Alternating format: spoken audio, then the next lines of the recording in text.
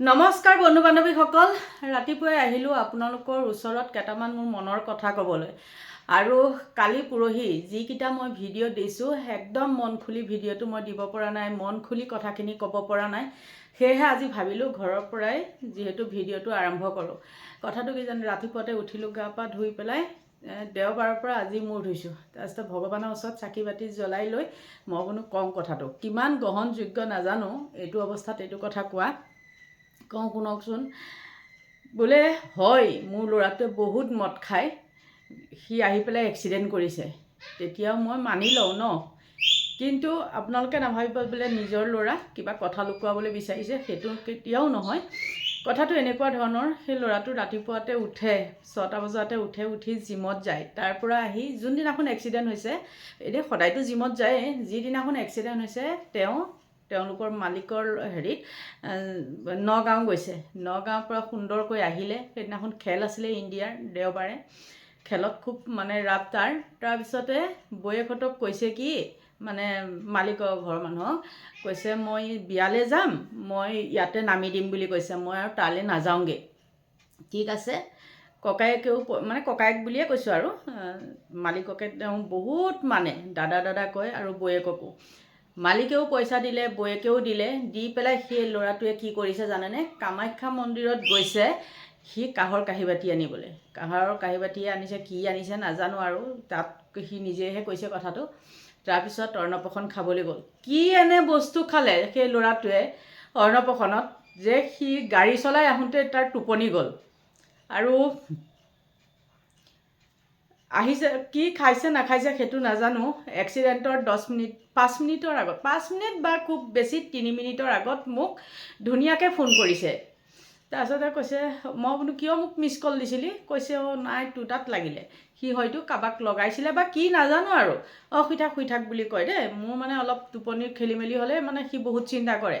শুই থাক, চিন্তা নকৰিবি। মই তাক গালি দিছোঁ, তই ঘৰলৈ আহিলি নে বুলি কৈছোঁ।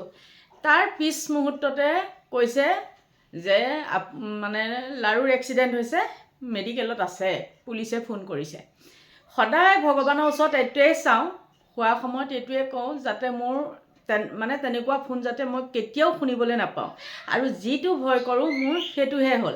এতিয়া মেইন কথাটো কওঁ শুনক। যেতিয়া এক্সিডেণ্ট কেছ হয়, যেতিয়া এক্সিডেণ্টটো হৈছে, তাৰ পৰা সেই মানুহ ঘৰৰ পৰা উলিয়াইছে জিমৰ মাষ্টৰ তেওঁ।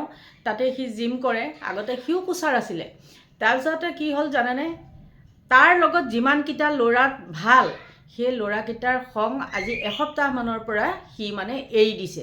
দি পেলাই কিছুমান ফকতীয়া লগ খং পাইছে, পাই লৈ পেলাই তেহেঁতৰ লগত ঘূৰি থাকে। নিজৰ কামখিনি কৰে, কৰি পেলাই ঘূৰি থাকে। দেৰিকৈ ঘৰলৈ আহে। বাৰু মোৰ ঘৰত নাই, শাহুৱেক বোৱাৰীজনী ঘৰত থাকিছে, কিবা এটা প্ৰব্লেম চলি আছে, সেইকাৰণে তাত আছে।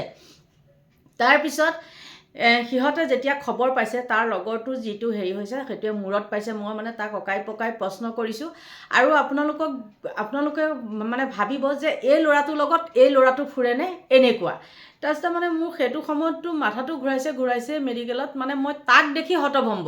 তাক অলপ মই প্ৰশ্ন কৰিলোঁ। কৰাৰ পিছত যেতিয়া মোৰ ল'ৰাটোৰ ওচৰত মই গুচি গ'লোঁ, ল'ৰাটোক আইচিউত লগে লগে কৰিছে ন, গ'লোঁ। তেতিয়া কি হৈছে জানেনে, এই লগৰ ল'ৰাটো মেডিকেলৰ পৰা পলাই গুচি গ'ল। এতিয়ালৈকে কিন্তু সেই ল'ৰাটো দেখা সাক্ষাৎ নাই। তাৰপিছত মেইন কথাটো হ'ল কি, যেতিয়া নেকি আহিছে ল'ৰাটো, সেই খাই পেলাই আহিছে, আৰু সেইদিনাখন গণেশগুৰিত বহু মানুহে খেল চাই আছে। বাৰু মই মানি লৈছোঁ খেলেই চাইছে দেই, খেলেই চাইছে, মই মানি লৈছোঁ। হয়তো তাৰ পৰাই মোক সি ফোন কৰিব পাৰে, মোক ফাঁকি দিব পাৰে যে মই বৰবাৰীত আছোঁ, কিন্তু সি চাগে আছে সেই অন্নপ্ৰশনতে হ'ব পাৰে। তাৰপিছত পুলিচে পালে। এতিয়া মেইন কথাটো কওঁ শুনক। যেতিয়া পুলিচে পাইছে, যিকোনো এক্সিডেণ্ট কেছ প্ৰথমতে বাৰু ক'ত যাব লাগে? চৰকাৰী মেডিকেলত যাব নালাগে জানো?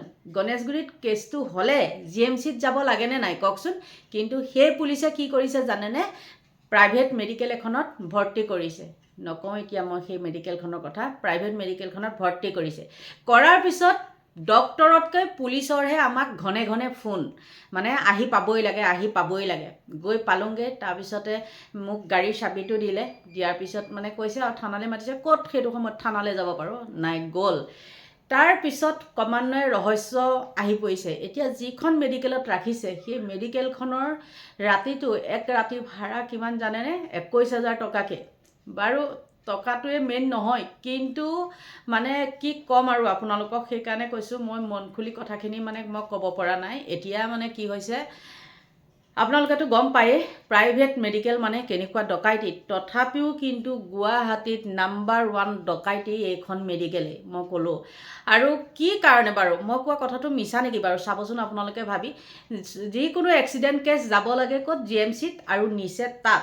নিশ্চয় তেওঁলোকৰ কিবা কমিশ্যনৰ অংক আছে। নাথাকিলে তাত কিয় নিব? বোলে GMCত হয় হাত দাঙি দিছে, তেতিয়া প্ৰাইভেট মেডিকেলত নিছে, সেইটো বেলেগ কথা, হয় নে নহয়? কিন্তু সেইটোকে নকৰি পেলাই তাত সোমোৱাই দিছে। আৰু এতিয়া কি হৈছে মানে আপোনালোকেতো গম পায়েই আৰু কিনো কথা ক'ম। কিন্তু মোৰ মানে এতিয়া কেইবাটাও মোৰ এনেকুৱা লাগিছে যে সেই বিয়া মানে অন্নপ্ৰশনত কিবা বাৰু খুৱাই দিলে নেকি। যিটো ল'ৰাই নেকি কালি মোক কৈছে, মই নিজে গম নাপাওঁ, মোৰ চকুকেইটা দেখোন মানে টোপনি আহি গ'ল বোলে, টোপনি আহি গ'ল বুলি কৈছে। যিটো ল'ৰাই নেকি নোখোৱা নকৰাকৈ ইয়াৰ পৰা ডিব্ৰুগড়, তিনিচুকীয়া, শদিয়া তালৈকে গাড়ী চলাই যায়, আৰু সেই ল'ৰাটো এই গণেশগুৰিৰ পৰা মানে সচিবালয়ৰ মুখলৈ আহোঁতেই, বা বাঘেশ্বৰীত আছিলে অন্নপ্ৰশনটো, সেইকণৰ পৰা আহোঁতেই ইমান নিচা লাগিলেনে?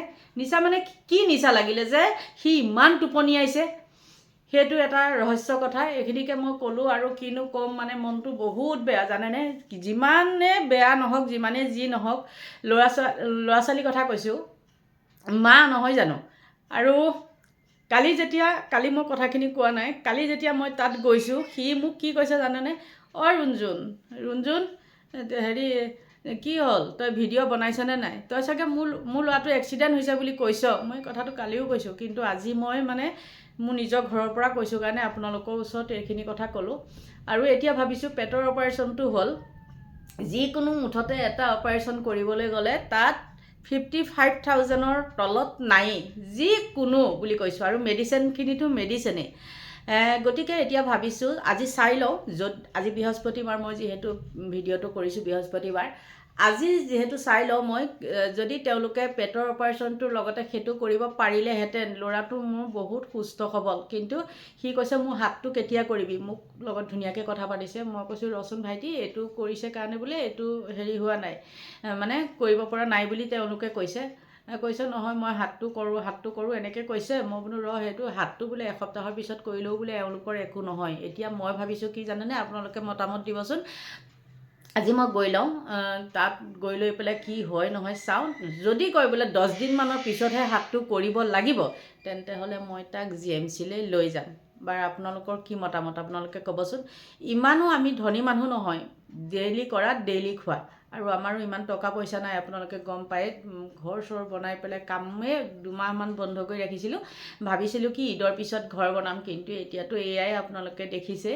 গতিকে আপোনালোকে আশীৰ্বাদ কৰিব, বাকী কামখিনিও যাতে হাতটো সোনকালে অপাৰেশ্যন কৰি পেলাই ঠিক কৰিব পাৰোঁ। আগতেতো মোৰো ভৰি ভাগিছিল, আগত একদম সৰুতে, তেতিয়া ডক্টৰৰ তাত গৈছোঁ, নোযোৱাকৈ থকা নাই, ইমানো মনত নাই। তথাপিও কিন্তু ভৰিটো দুটুকুৰা হৈ গৈছিলে, আঁঠুটো এটা ছাইডৰ পৰা পিছ ছাইডে গুচি আহিছিলে। বহুত এটা মানে এক্সিডেণ্ট হৈছিলে, এক্সিডেণ্ট নহয় মানে পৰি পেলাই তেনেকুৱা হৈছিলে। কিন্তু তেতিয়া সেইবিলাক কিবা লতা বন্ধা বা মেডিকেলতো নিছে, তাৰবাবে লতা চটা বান্ধি কৰি তেতিয়া ভাল হ'ল, কাটিব কৰিবলগীয়া নহ'ল। এতিয়া দেখিছোঁ কি ডক্টৰবিলাকৰ মানে যে কেনেবাকৈ মানে পৰি হাত ভৰি ভাগিলে কি হয়, মানে অপাৰেশ্যন কৰিবলগীয়া হয়। এতিয়া কালি কৈছে, মই বোলো তোৰ যে হাতটো যে ভাগিলে, তই টেনশ্যন নল'বি, এইটো চাগে বলটো লগাই দিব বুলি মোক তেনেকৈ কৈছে। আৰু যিটো ল'ৰা নেকি জিম চিম কৰে, এতিয়া মোক সেইটোৱে লাগে যে তাৰ আকৌ হাতটো বেয়া হ'ব নেকি, বা বল নাথাকিব নেকি, তেনেকুৱা কিছুমান মানে মনলৈ আহে।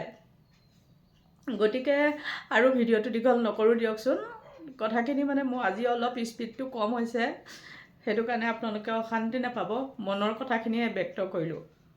গতিকে এতিয়া বাই বাই। আপোনালোকে আশীৰ্বাদ দিব যাতে ল'ৰাটো অতি সোনকালে সুস্থ হৈ আমাৰ মাজলৈ ঘূৰি আহিব পাৰে।